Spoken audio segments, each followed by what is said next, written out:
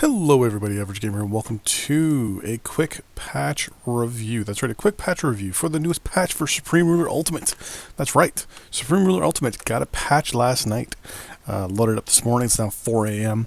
And, well, we're going to take a look at it. So it's patch 9.0.70, and then 7.1 is the follow-up for it. A couple things that really kind of stuck out to me on it. First one, the spacebar now pauses. I know. Diplomatic offers now show the relation you have with the country. So, for example, if I go over here, it shows up here the relationship I have with that country. In conjunction, you'll notice you hover over and you go right over. It just follows it immediately for you. You don't have to sit there and left click, right click, left click, and try to get it to stay up. It now just stays up, which is pretty good. Tactical nukes, so nukes that are like, for example, missile. Like actual missiles, not dropped. So, for example, one of our topals, if we had a nuclear missile on there, if you have the game set itself, the missile, the actual unit to auto fire, and nuclear missile options turned on, those will fire automatically at targets in their range. So, for example, we right now have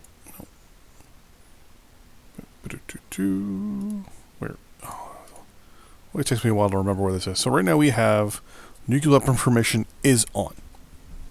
So we have told our actual forces, you can use nuclear weapons. Now an actual missile unit, I don't think we actually have any over here deployed yet.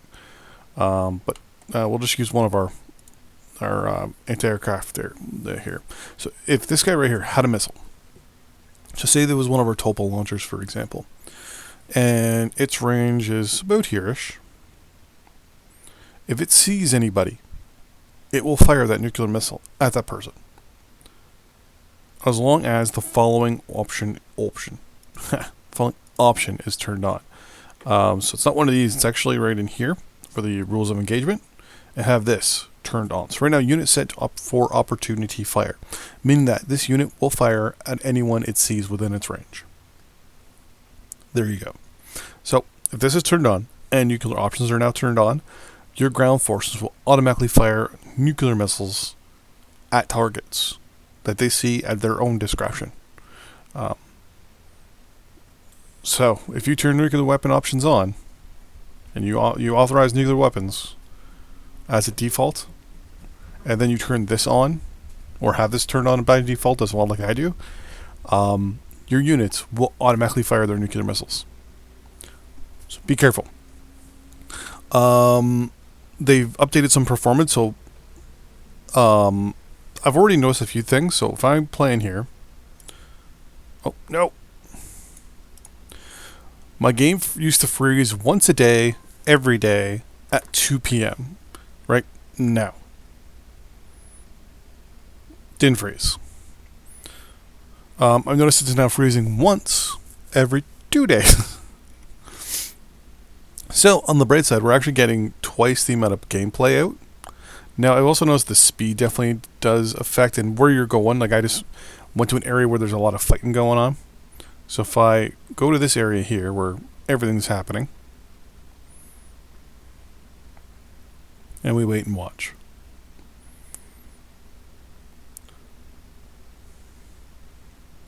We're getting offers, units are getting destroyed, units are moving around.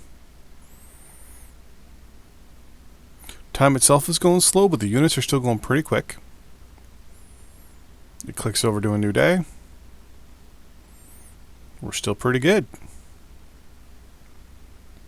So the next thing will be when it switches over to noon. We'll see what happens, or when the clock ticks over. Sorry. Nope, it's getting a little... Oh, right there.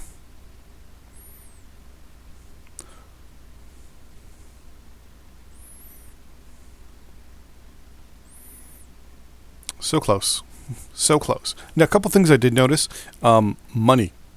I got a large deposit. I was pretty sure we were not at this much money before.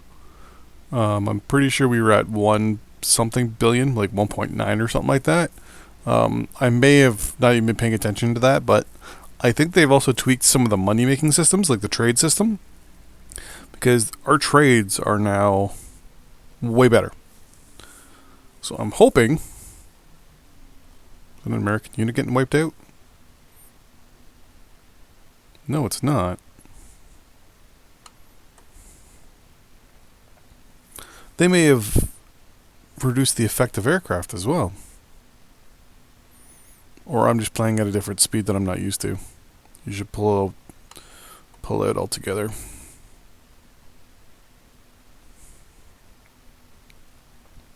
But yeah, so I've noticed trades are a little bit better. There's no information about trades being modified in the game whatsoever, but I'm thinking something has affected trades.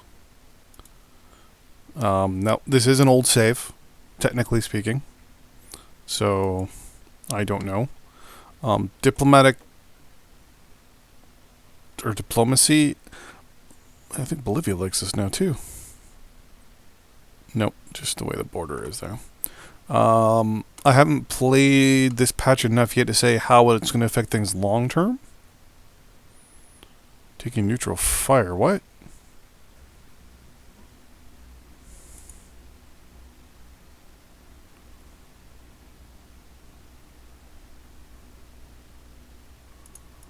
Oh shit, our aircraft are flying over neutral territory.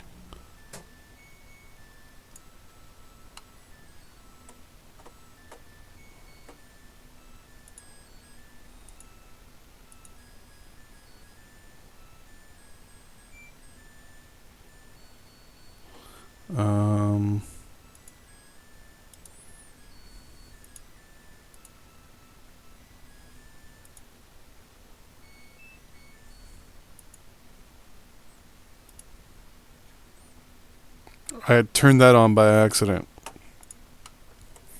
Shit. So we have our constellations here. Why are these guys here?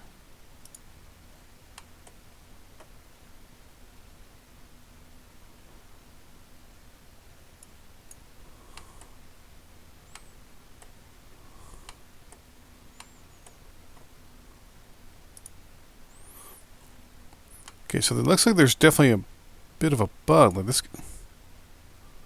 Why is he there too?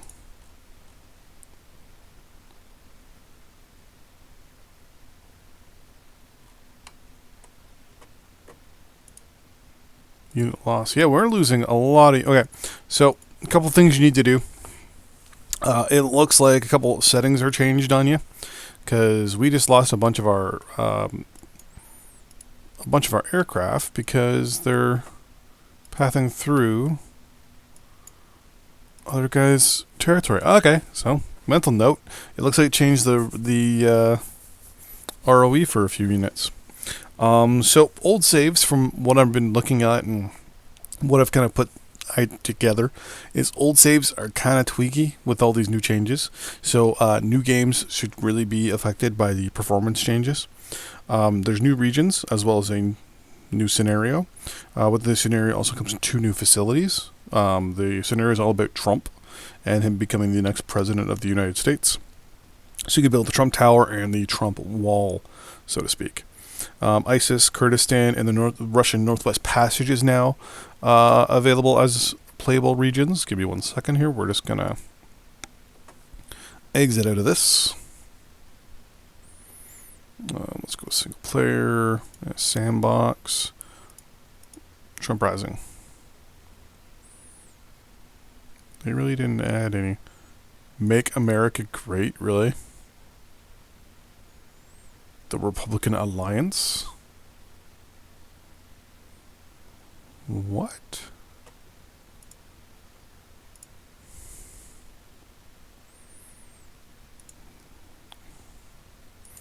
Okay. So we have Trump Rising, and we also have Make America Great in 2020. So in 2017, if we start this one, the U.S. remains the most powerful state, the economy is marked by steady growth, a lot of unemployment, blah, blah, blah. Rapid technology, relations with China and Russia are kind of meh. So we're just going to Who is our leader? Our leader is, oh my god. Okay. So we're technically playing as Mr. Donald Trump. So apparently we should be able to build something called, basically the Trump wall, I believe it is.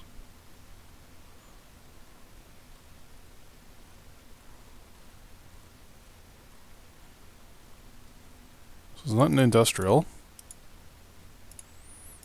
Is it under military?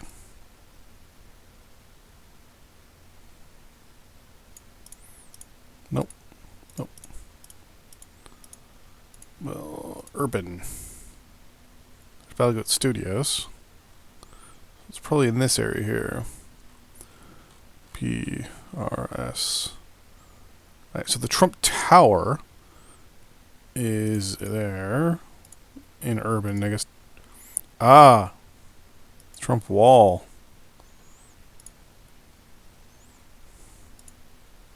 Oh, it's kind of ugly, actually. So it's under transport for some strange reason, but it's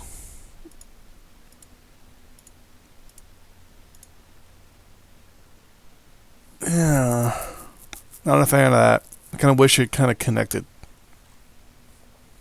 especially since they put it in the transport section, which really makes sense, right? Because when you think transport, you think a wall. But yeah, so that is that. It's not too bad. Actually, let's build the Trump Tower here as well. Let's see what it looks like. Why can't I... Oh, I can only build it in urban in a... Wow, that's ugly. That is really, really ugly. Okay. That is that. Oh, I hit the wrong button. Fuck. Oh, no, I didn't. Okay, good. And then there is the other... No, that's the world campaign.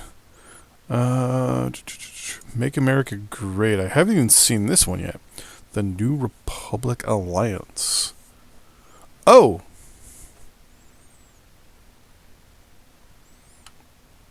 So the U.S. is all broken up. Okay. And so is the Middle East as well.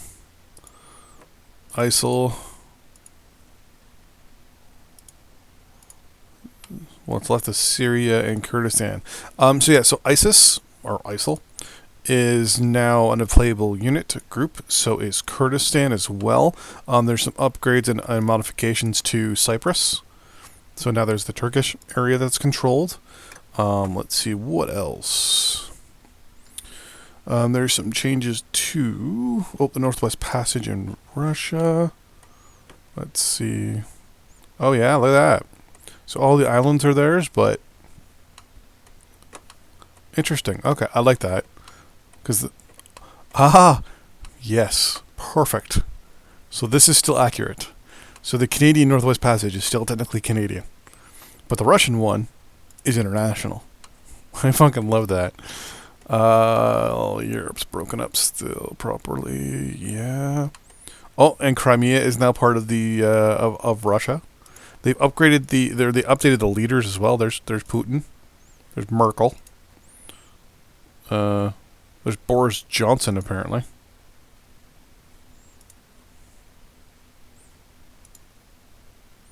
Fuck's Boris Johnson? There's our Prime Minister, Mr. Trudeau, douchebag McGee, Hillary Clinton, Mr. Trump, and Jeb Bush. Why is this black? It's Portugal. There's some changes to Africa as well. It doesn't say exactly what they are. Just there's lots of like colony changes as well. Assistance can be set from game lobby settings. Fix updated assistance and player assistance using the definitions. Yep. Units within a valid region are now eliminated. Perfect. Fixed issues with colonies without parents if region file not complete. Okay. So that's if someone's editing or whatever. Equipment list adjusted and changes. Okay. So They apparently also changed the units themselves. So like engineers and things like that take up different amount of troops and things like that, which I like. China is now properly China. It doesn't have its little annexed territories here. Let's take a look at the Cold War crisis map and see how that's changed.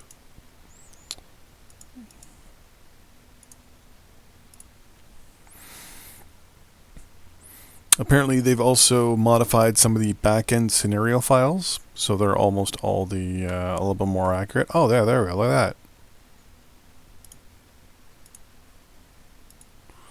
That's been changed.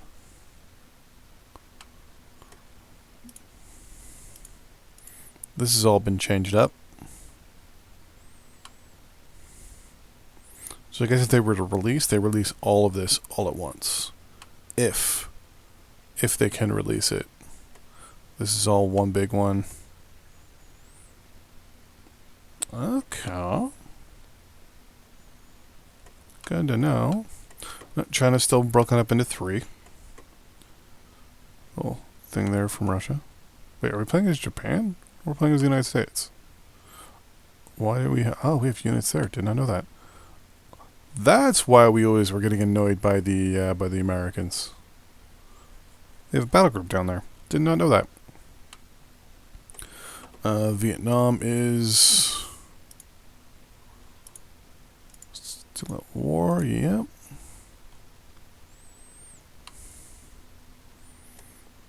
The rest of the world looks pretty damn accurate.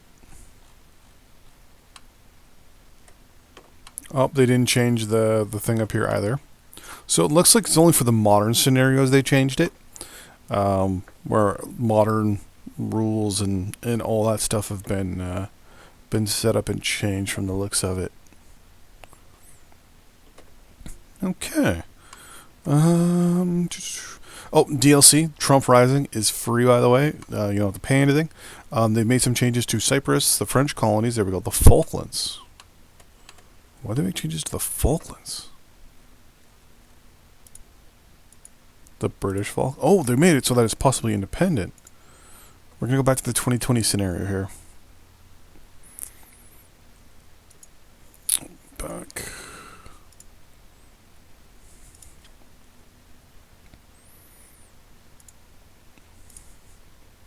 Oh yeah, they've definitely updated this.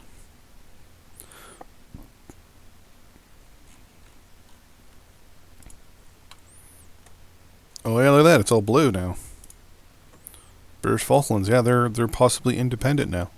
That's good to know. Serb Republic. ISIS. All that stuff. Oh yeah, they made some changes down here, yeah. Croatia. Serb Republic. They've kind of tweaked it a little bit. And they tweaked Cyprus as well. Very nice. Let's see here. AI election losses only cause full political shift on volatility. No.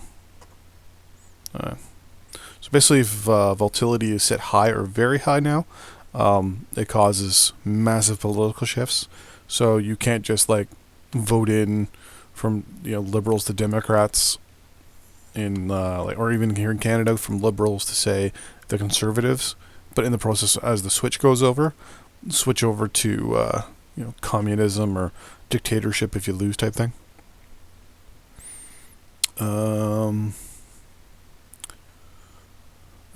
Elections losses will align with civil and diplomatic. Okay. Greater use of high volatility settings. Low volatility medium. Really? AI alliances tend to be more spaced out. I'm assuming that's just how they get done.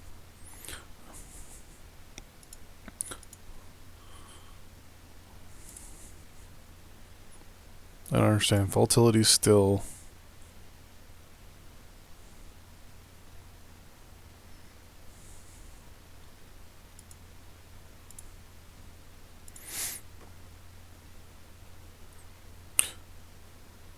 Default volatility levels increase for sandboxes. for some sandboxes. So global crisis is now very high. Oh, so you just changed the default. Okay. Equipment adjustments, new facilities, minimap slides to the right instead of down. Exiled regions return to life with the same leader. Greater use of high volt. Yeah. But what does high volatility settings mean? Like,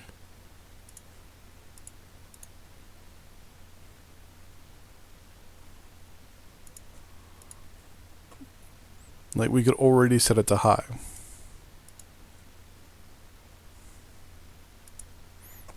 So there is a few things in this thing I don't understand.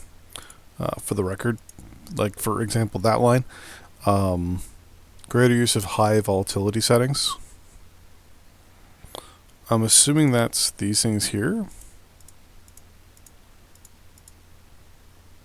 Trump Rising's on high.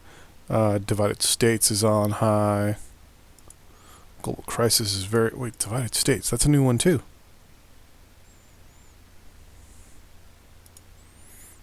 Okay, so in Divided States, the U.S. is all broken up.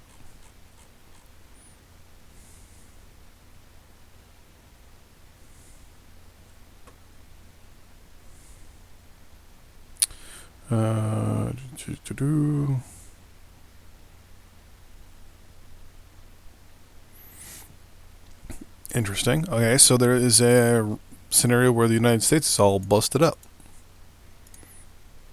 Good to know.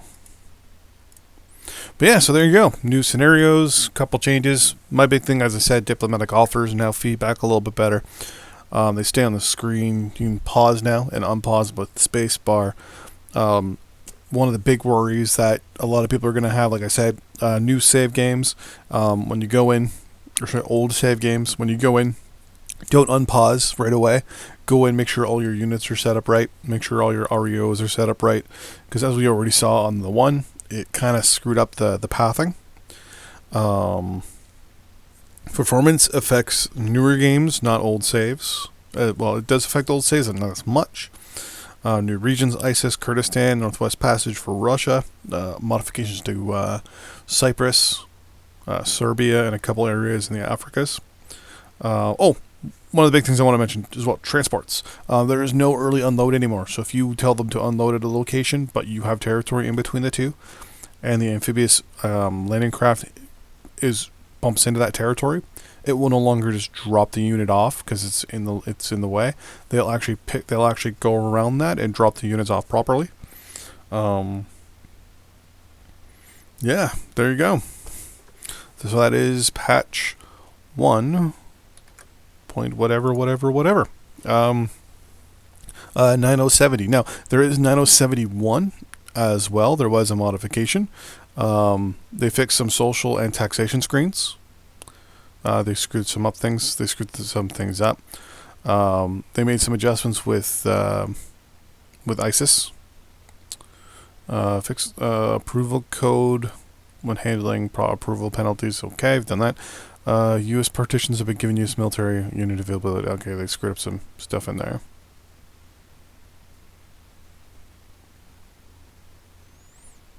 But yeah, so there we go. So overall, pretty good. I mean, there's no changes to the 36 campaign yet. But I mean, I'm more impressed that this just came out of the blue. But that just tells us right there they're working on it still. So it's always a good thing because this is their most recent game they've come out with. The more they show us that they're willing to support the game long term, the more people are willing to pay attention to them in the future. So until next time, see you guys on the battlefield. Bye-bye.